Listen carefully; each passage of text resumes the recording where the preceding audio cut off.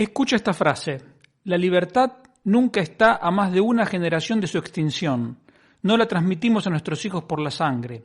La única manera de que hereden la libertad es si luchamos por ella, la defendemos y luego se la entregamos con la lección bien enseñada de que ellos en su vida deben hacer lo mismo. Esto lo dijo Ronald Reagan en 1961. Pasaron 60 años y no aprendimos nada. Empezamos.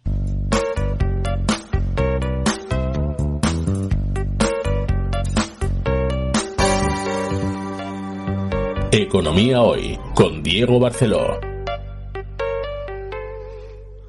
Hola, bienvenido a esta nueva edición de Economía Hoy, como siempre con la ayuda fundamental de Miguel Martínez en el control. Recuerda que me puedes encontrar en redes sociales. Soy @DiegoBarceló, tanto en Instagram como en Twitter, y en YouTube, Facebook, Telegram y LinkedIn me encuentras por Barceló y Asociados. En el canal de Telegram Barceló y Asociados te puedes suscribir gratuitamente para recibir todos los artículos que publico y otro material. La Unión Europea, o mejor dicho Europa, está en decadencia. Esa es mi principal lección de lo que está pasando en Ucrania. ¿Por qué? Porque lo que está pasando en Ucrania significa que se le ha perdido el respeto a Europa. Europa no da miedo, Europa no es respetada. Los burócratas eco-friendly que hay en Bruselas hacen sus planes, sus agendas para avanzar hacia un mundo verde, feminista, animalista, igualitarista, etcétera, pero la realidad les pasa por encima y una de las cosas que han sistemáticamente dejado de lado, que es la defensa, que es una de las tareas esenciales de los estados, la han dejado, como digo, de lado. Y si eso le unimos una política exterior torpe, miope, errática, tenemos como resultado lo que tenemos. Es decir, que los vecinos se crecen, se generan riesgos que podrían ser evitados y queda, como digo, en evidencia la decadencia de este continente. Lo concreto es que Ucrania es un país soberano que quería entrar en la Unión Europea y en la Organización del Tratado del Atlántico Norte, o sea, la OTAN, y no lo va a poder hacer por la fuerza, es decir, porque Putin ha decidido enviar sus tropas y evitarlo por la fuerza.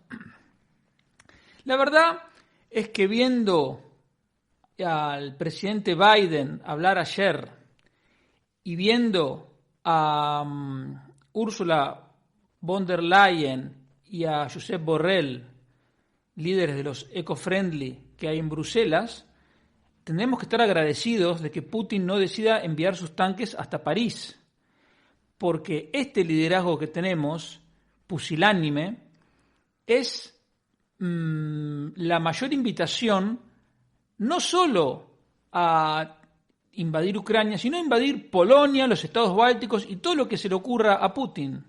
Por un lado está, como digo, la crítica a la falta de liderazgo de los políticos que deberían estar a la altura y no lo están. Por supuesto que la palma de oro se la lleva Pedro Sánchez, que está en los dos bandos a la vez, porque tiene ministros que están a favor de Rusia y él supuestamente está con los aliados de la OTAN que en teoría también están respaldando a Ucrania. La realidad, como sabemos, es que la Unión Europea no es capaz ni siquiera de ponerse de acuerdo en las sanciones y también muestra que no tenían un plan de acción ya definido, un plan de contingencia de qué hacer en caso de que Rusia hiciera lo que hizo. Evidentemente, no lo dije, pero está claro que lo que hizo Rusia es inaceptable es inaceptable el uso de la fuerza y de ahí la simpatía con los ucranianos. Pero, como muestran los hechos, la simpatía no pasa de ahí, porque, como digo, las sanciones que están anunciándose como durísimas, y dudo de que vayan a ser tan efectivas, como se piensa, sobre todo porque se trata de un autócrata que le da igual las sanciones y mucho más cuando tiene el acuerdo más o menos implícito de China, que le puede ofrecer el dinero, la tecnología y todos los recursos que le falten a Rusia, que ya de por sí tiene recursos naturales, todos los que pidas. Pero más allá de la crítica, como digo, a los políticos, la realidad es que en Europa, intuyo que en Estados Unidos también, pero no conozco la situación tan a fondo como para poder afirmarlo, se ha perdido el nervio por la libertad. La libertad se considera algo garantizado, algo que ya está ahí y no hay problema. No es algo que haya que ganarse día a día. Y estamos en un continente que ha exacerbado la lucha, entre comillas, por los derechos. Aquí todos tienen derecho a todo, hasta los perros, los animales, todo. Faltan los derechos de las cucarachas únicamente. Y entonces, en ese afán por pedir, se ha dejado de lado lo más importante, que es la seguridad exterior. Porque, aunque la gente no vea la conexión, la realidad es que si tú no tienes tus fronteras seguras, todo lo que hay dentro de esas fronteras es endeble. Tu propiedad, tu casa, tu seguridad, tu empresa, tu empleo, todo depende de una defensa exterior poderosa. Pero la realidad es que se ha ninguneado la importancia de la defensa exterior, y si a eso le unimos, como digo, la falta de nervio, la falta de ímpetu, la falta de, casi diría, desinterés por la libertad, porque como digo, se considera que ya está ganada y es algo que nadie va a tocar, ¿a qué llevan las acciones como las de Rusia? Que el ciudadano medio cambia su estado de WhatsApp, cambia la foto de WhatsApp, pone yo estoy con Ucrania, pone un meme a favor de Ucrania y ala, me voy al Corte Inglés. Esa es la defensa de la libertad, como se entiende hoy por parte del ciudadano medio. Y eso creo que es obvio, pero por si alguien no se dio cuenta, eso no alcanza. Y lo que está pasando en Ucrania lo muestra. ¿Tú te imaginas que una persona como Putin hubiese tomado esta decisión temeraria si enfrente tuviera estadistas como Ronald Reagan diciendo discursos como como la frase que mencioné al principio? Digamos, arengando a su gente a decir, ojo, que tenemos que defender la libertad como nuestro principal bien. Y justamente, para que veas la diferencia, no hay palabra, porque iba a decir abismal, pero abismal se queda corto. Tengo un librito con los discursos varios discursos de Winston Churchill. Y hay uno, el del 13 de mayo de 1940, cuando Alemania nazi había invadido Holanda, Bélgica, ya había sido el desastre de Dunkerque, estaba solo Inglaterra peleando contra Alemania. Alemania tenía prácticamente el continente dominado. Y él empezó diciendo lo que te voy a citar empieza con la frase famosa de no tengo nada que ofrecer más allá de sangre, sudor y lágrimas.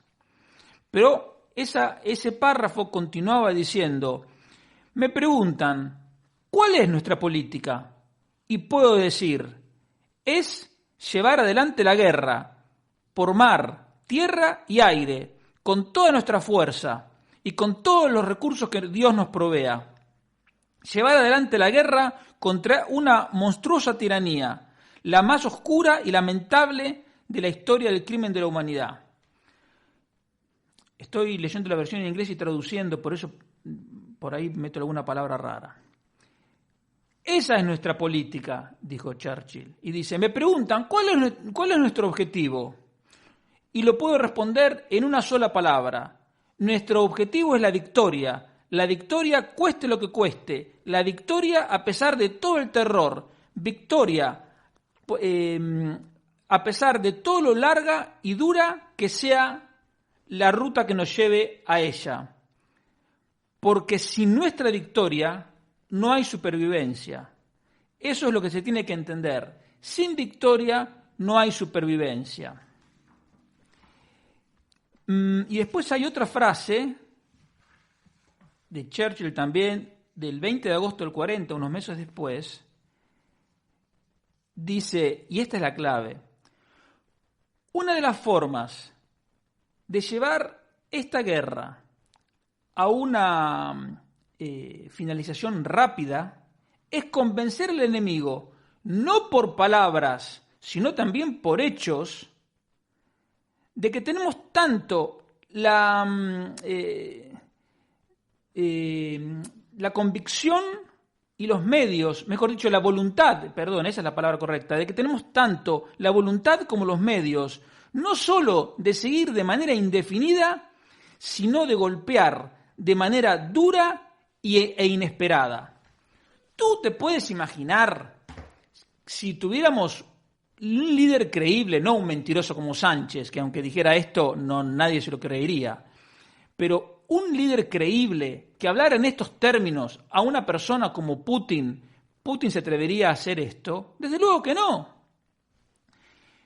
Lo que tenemos son una persona débil en Estados Unidos y, como te dije antes, burócratas eco-friendly en Bruselas, que no tenían pensado ni un plan de contingencia ante esta situación. Y entiéndeme bien, yo no estoy diciendo, a mí no me gusta la guerra, yo no estoy hablando, yo no soy un belicista, yo no estoy diciendo que habría que mandar los tanques ya a la frontera con Ucrania o haber respondido la agresión bombardeando Moscú. No, lo que estoy diciendo es que si uno tiene una actitud de firmeza, y ahora me voy a referir también, y tiene armas detrás, justamente este conflicto se evita.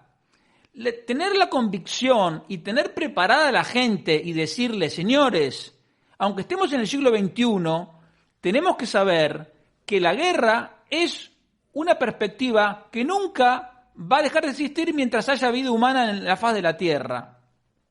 Pero con convicciones, con armas y con líderes, precisamente las guerras se evitan. Lo que tenemos aquí ahora son unos blandengues, son dirigentes pusilánimes, y entonces eso excita la rivalidad. Así como Ucrania está siendo dejada a sus propios medios, yo estoy seguro que si Putin invadiera mañana los países bálticos, pasaría exactamente lo mismo. Porque la gente en Europa no está dispuesta a pelear por la libertad. Y si Europa no está dispuesta a pelear por la libertad, los norteamericanos menos. O sea, ya 2 veces tuvieron que venir a librarnos de las tiranías. No creo que lo hicieran una tercera vez. Entonces, en parte tenemos lo que hemos sembrado y lo que ha sembrado, sobre todo, una dirigencia pusilánime que se ha creído sus propias mentiras de estado de bienestar, de derechos, etcétera, etcétera, y es toda una mentira, porque como te dije recién, si no hay una seguridad exterior, todo lo que está dentro de las fronteras es endeble. Entonces, lo que digo es, no es que quiera ser belicista, lo que te digo es que con esta actitud no alcanza para mantener la libertad. Y ahí están los ucranianos para atestiguarlo. Con esta actitud europea, pusilánime, cobarde, hay gente, más de 40 millones de personas en Ucrania que han perdido su libertad. En España, para tratar el tema en particular, en el caso español, se viene despreciando la importancia de la defensa nacional desde hace años. Zapatero empezó con esto cuando puso como ministra a Carmen Chacón, que en paz descanse, que es una persona que no tenía la menor idea de temas de defensa, pero que Zapatero quería poner una mujer embarazada en ese momento al frente del Ministerio de Defensa para dar un mensaje, un símbolo, porque a la izquierda le gustan los símbolos y si ponemos una mujer embarazada como ministra de Defensa, vamos a mostrar que somos muy modernos. Vale. Hoy está como ministra de Defensa Margarita Robles, que tampoco tiene la menor idea de temas de defensa, pero allí está. Entonces, como digamos, muestra de que, porque uno podría decir, pongo a una persona como símbolo en el Ministerio de Defensa, pero la rodeo de gente competente, o tengo, no sé, digamos, que salga Margarita Robles en la foto, pero tengo atrás un equipo de gente importante. Pero, ¿cuál es la realidad? Que en 1984 y 85, por ejemplo, en España, en esa época gobernaba Felipe González, se gastaba en defensa el equivalente al 3% del PIB. Y ahora se gasta menos de la mitad, 1,4%, y eso que se viene recuperando. Entonces, yo pregunto, ¿cuántos de los fondos europeos se van a gastar en temas de defensa? Nada, porque los burócratas eco-friendly quieren sendas ciclistas, quieren centrales o energía eólica, paneles solares, coches eléctricos. Esa es la realidad paralela que ellos viven, hasta que viene un Putin y te mete un cachetazo que te rompe la boca. Mira estos datos. En Estados Unidos, en defensa se gasta casi el 4% del PIB, casi el triple que en España. Y es interesante cómo los países del este de Europa, todos gastan más que España, o casi todos. Casi todos, no, sí, todos los países del este del este de Europa gastan en defensa más que España. ¿Por qué? Porque evidentemente ellos le vieron las orejas al lobo. En Polonia se gasta el 2,3%, lo mismo que en Reino Unido, que en Rumanía, que en Letonia, que en Estonia. En Francia, incluso en Portugal, se gasta un 2,1%, es decir, proporcionalmente el 50% más que en España. Lo mismo también en Lituania, un 2,1%. En cambio, en España, en Alemania, Holanda, Dinamarca, 1,4%. España no es el que menos gasta, pero es de los que menos gasta, porque solo hay 4 países que gastan menos del 1%, Austria, Irlanda, Luxemburgo y Malta. En el caso de Luxemburgo y Malta es comprensible, porque son muy pequeños. Suecia, 1,2%, Bélgica, 1,1%. Ahora, ¿cuánto gasta Israel en defensa? Un país que se tiene que ganar la libertad día a día. 5,6%. Entonces, ahí tienen el discurso, la gente preparada y las armas para defender su libertad. Entonces, cuando tú vas a Tel Aviv, como estuve yo hace unos meses, puedes caminar tranquilamente y te enteras al otro día por los periódicos que mientras tú estabas caminando cerca de la playa habían tirado un misil desde Gaza, pero la cúpula de hierro, como es llamada, lo neutralizó y tú seguiste caminando tranquilo y no tuviste ningún problema. Rusia gasta más de un 4% de su PIB en defensa. Y aquí, como te digo, 1,4%. Cuando en la época de Felipe González se gastaba un 3%.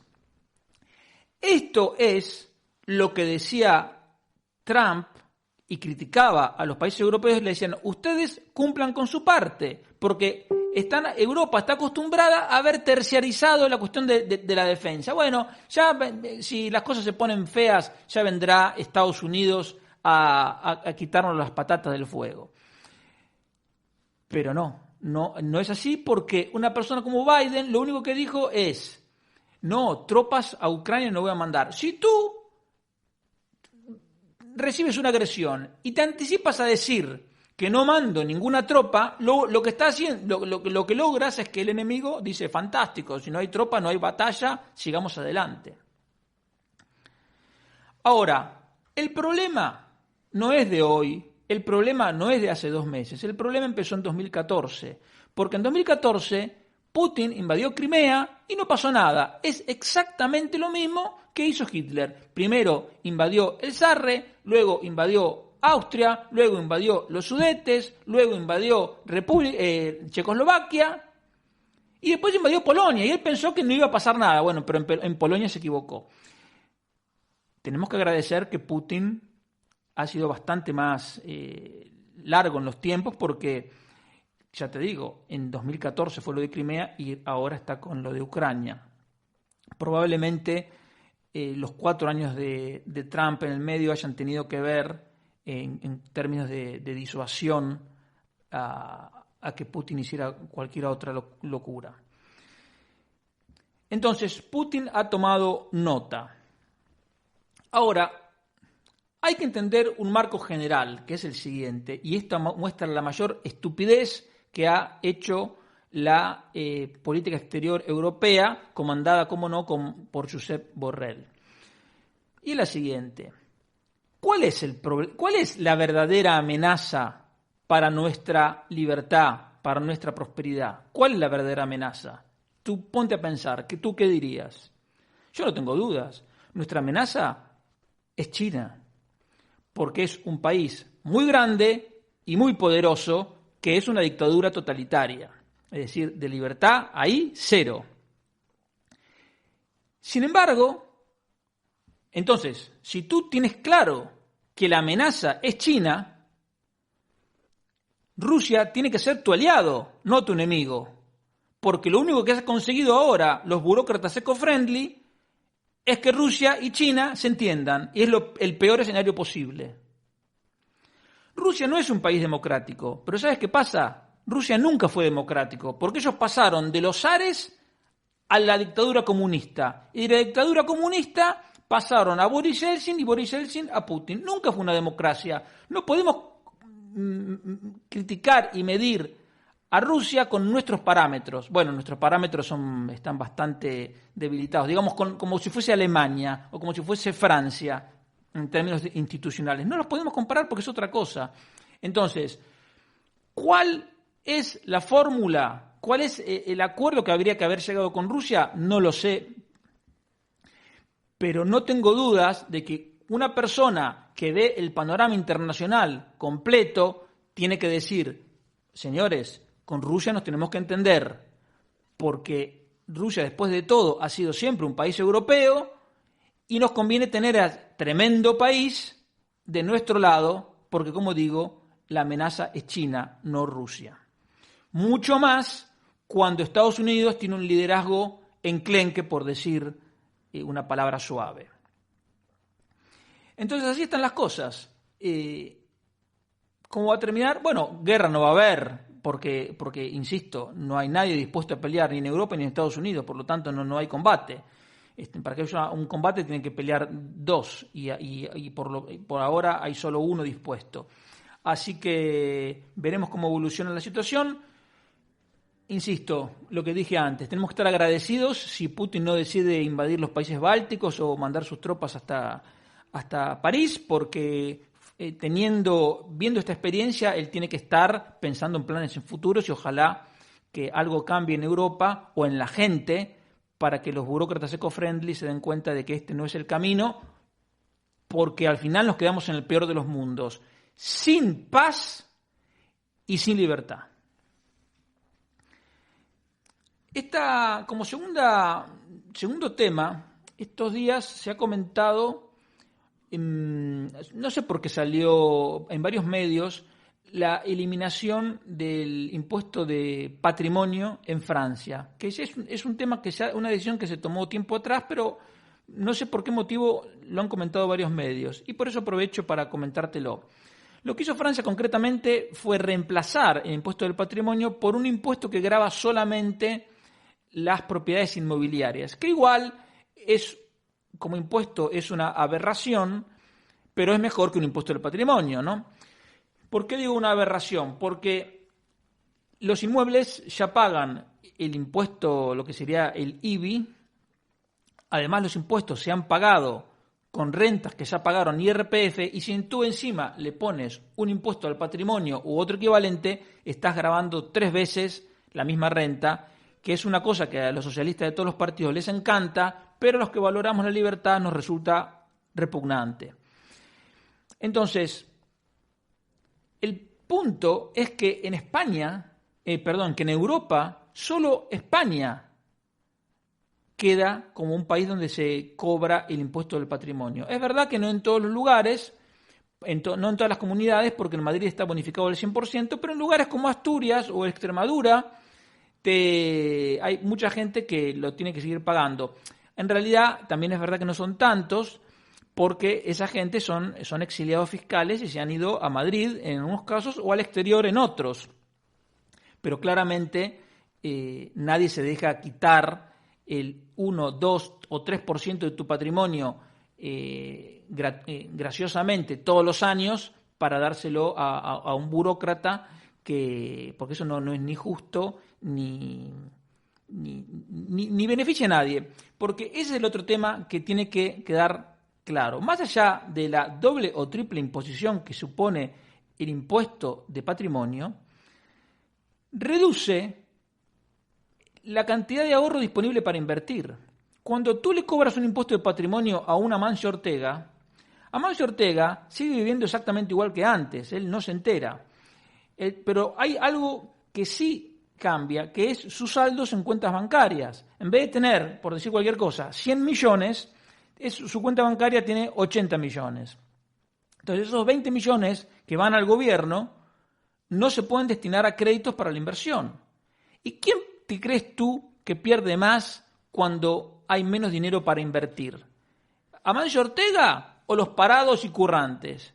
Los parados y currantes, evidentemente, porque como si hay menos inversión, no se pueden generar nuevos puestos de trabajo, porque hay gente que todavía no se enteró, pero yo te lo digo, y tú ya lo sabes si escuchas este programa regularmente, que la única forma que hay para que crezca el empleo es que haya inversión. Por lo tanto, lo que tenemos que hacer es estimular la inversión, y para estimular la inversión hay que estimular el ahorro. Bueno, el impuesto de patrimonio es exactamente lo opuesto. Entonces, castiga a los parados y a los currantes que tienen menos alternativas para cambiar de trabajo o incluso para que les suban el salario. Entonces, es un impuesto regresivo y es un impuesto que también fomenta la deslocalización o la huida de talento hacia lugares donde cobren menos impuestos. Y para terminar esta primera parte, lo otro que te quería comentar es el nuevo avance estatista de este gobierno comunista que padecemos en España, que como siempre, esa habilidad del comunismo para presentar los temas de manera agradable, se ha creado, ahora mejor dicho, se terminó de aprobar el proyecto de ley y ahora pasa al trámite parlamentario. ¿Qué cosa? Un fondo de pensiones público. Entonces, ellos lo presentan como que van a fomentar el ahorro colectivo por parte de autónomos, empleados públicos y otros trabajadores, pero en realidad todo eso ya existía con los planes de pensiones privados. Y cualquier persona, si quería, podía aportar desde 5 euros por mes, o 10, o 200, o 500, dependiendo el bolsillo de cada uno. Pero a los socialistas de todos los partidos no les gustan las soluciones individuales, porque yo no sé si tú te has dado cuenta que esos planes se llaman planes de pensiones individuales. A ellos les gustan las cosas colectivas, les gusta que tú no tengas personalidad, que tú estés metido dentro de un grupo donde te confundas con el resto. Por eso les encanta que esto se llama plan colectivo. El colectivo es lo que les gusta a ellos. A nosotros, los que defendemos la libertad, nos gusta lo individual, el individuo que libremente coopera con sus semejantes. Pero no, los socialistas creen que la gente es tonta, que la gente no sabe prever su futuro, entonces imponen.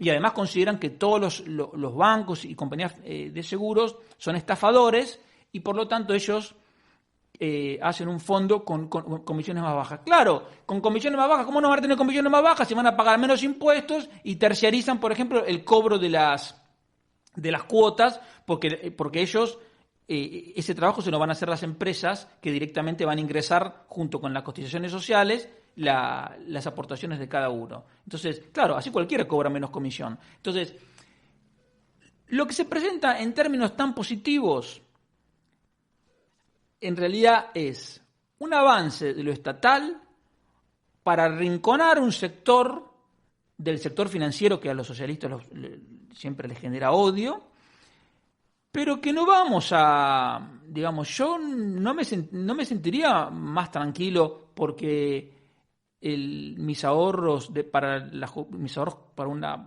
jubilación complementaria los gestione una entidad pública. Yo más bien te diría lo contrario, porque digamos, ya tenemos la experiencia con el Fondo de Reserva de la Seguridad Social, se compraron fondos, bonos españoles, cuando se podrían haber comprado otros bonos con mayor rentabilidad, o sea, hicieron 1000 tonterías. Entonces, ¿por qué tenemos que pensar que ese fondo, digamos, el ministro Escrivá es tan listo que va a encontrar mejores gestores que lo que gestionaban en la empresa privada, que viene trabajando en este tema hace décadas? Por favor.